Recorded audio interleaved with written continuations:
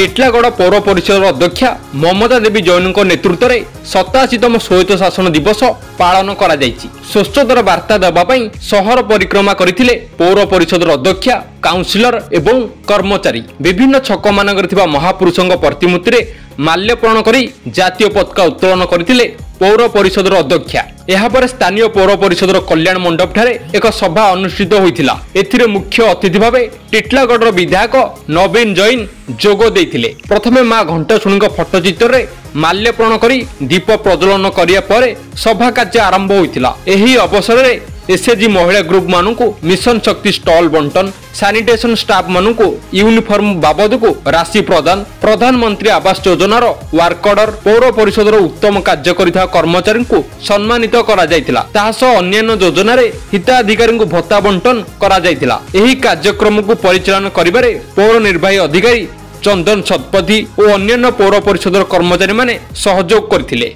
Titlagarh Sanjay Kumar Nayak report, डुमानी TV.